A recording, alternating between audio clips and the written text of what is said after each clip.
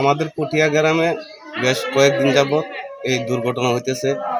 বর্ডারকান্দাতে আমরা বাস করি, গরু যায়, ছাগল যায়, হাট যায়, এটা নিয়ে আমরা যাইলে তারা আমরা উপরে আক্রমণ করে এবং মানুষ মারে।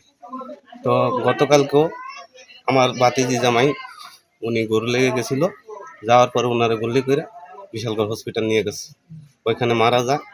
মারা যাওয়ার পরে এই পর্যন্ত আমরা কোনো লাশটা এখনো ফেরত পাইনি। তবে আমরা লাশটা চাই এবং ওনার বিচার চাই।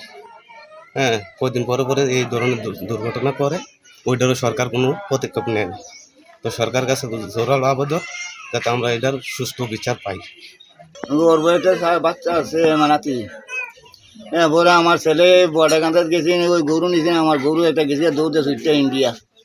দেখুন ওই ইন্ডিয়া যাওয়ানে পরে ইন্ডিয়া বিয়েছিবে, তারে গুলি করছে, গুলি করে হত্যাকারী করিয়া তারে হাসপাতাল বিষয় লইয়ে গেছি গিয়া।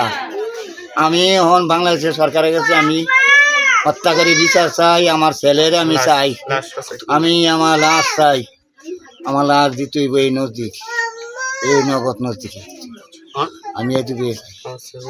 আল্লাহ জানে আমার কেমনে চালাইবা, আমি বুচ্চারা চলতাম না, আমি মরি দেখি আমি বাঁচতাম না বাবা, আমি বাঁচতাম না।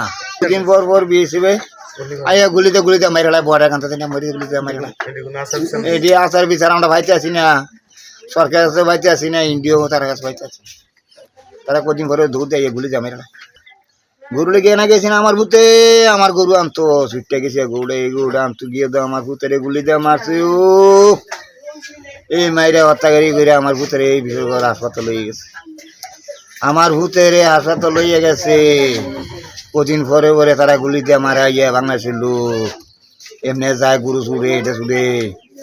আমার বাংলাদেশের সরকারের কাছে আমি হত্যাকারী বিচার চাই, বিচার চাই, আমি হত্যাকারী বিচার চাই, আমি চেহারা চাই, আমার ভূতের লাশও চাই। আল্লাহ আমার ভূতের আমি লাশ চাই।